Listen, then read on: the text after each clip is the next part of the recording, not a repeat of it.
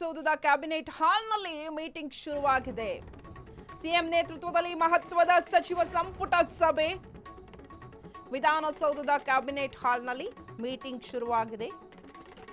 Cabinet ಮೀಟಿಂಗ್ನಲ್ಲಿ ಹಲವು ಮಹತ್ವದ ವಿಷಯ ಚರ್ಚೆ ಆಗುವಂತಹ ಸಾಧ್ಯತೆ ಇದೆ. ಕೆಪಿಸಿಸಿ ಅಧ್ಯಕ್ಷ ಶಿವಶಂಕರಪ್ಪ ಸಾಹುಕಾರ್ ಅಮಾನತು ಕುರಿತು ಕೂಡ ಚರ್ಚೆ ಆಗಬಹುದು. ಅಮಾನತು ಬಗ್ಗೆ ಮತ್ತೊಮ್ಮೆ ರಾಜ್ಯಪಾಲರಿಗೆ ಶಿಫಾರಸು ಸಾಧ್ಯತೆ ಕೂಡ ಹೆಚ್ಚಾಗಿದೆ. ಕಾವೇರಿಗೆ ನೀರು ಹರಿಸೋ ವಿಚಾರವು ಚರ್ಚೆಗೆ ಬರುವಂತಹ ಸಾಧ್ಯತೆ ಇದೆ.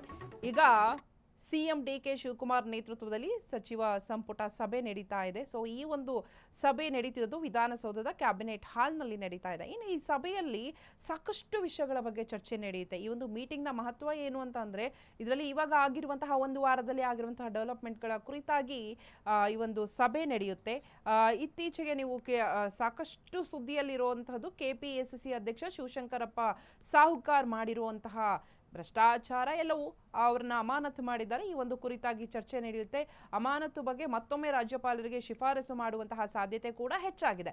ಇನ್ನು ಕಾವೇರಿ ನೀರನ್ನ ಹರಿಸುವ ಬಗ್ಗೆ ಈ ಒಂದು ವಿಚಾರವೂ ಕೂಡ ಚರ್ಚೆ ಆಗುವಂತಹ ಸಾಧ್ಯತೆ ಕೂಡ ಇದೆ. ಕಾವೇರಿ ನೀರನ್ನ ಈಗಾಗಲೇ ಬಿಡಬೇಕು, ಒಂದಷ್ಟು ನೀರು ತಮಿಳುನಾಡಿಗೆ ಹರಿಸಬೇಕು ಅಂತ ಹೇಳಿ ಆದೇಶ ಆಗಿದೆ. ಸೊ ಈಗ ಇತ್ತೀಚಿನ ತನಕ ಮಳೆ ಬರ್ತಾ ಇತ್ತು, ಬಟ್ ಈಗ ಕಳೆದ 2 ದಿನಗಳಿಂದ ಮಳೆ ಕಡಿಮೆ ಆಗಿರೋದ್ರಿಂದ ನೀರು ಕಡಿಮೆ ಆಗಬಹುದು.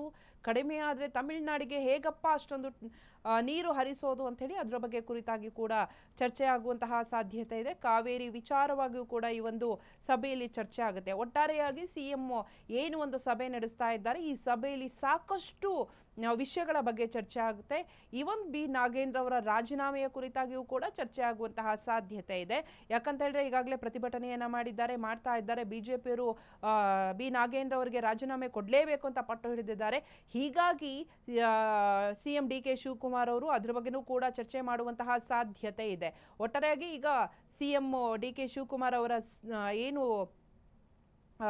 ಸಭೆ ನಡೀತಾ ಇದೆ, ಈ ಸಭೆ ಸ್ಟಾರ್ಟ್ ಆಗಿದೆ. ಈ ಒಂದು ಮೀಟಿಂಗ್ನಲ್ಲಿ ಸಾಕಷ್ಟು ಮಹತ್ವದ ವಿಷಯಗಳು ಚರ್ಚೆ ಆಗುವಂತಹ ಸಾಧ್ಯತೆ ಹೆಚ್ಚಾಗಿದೆ.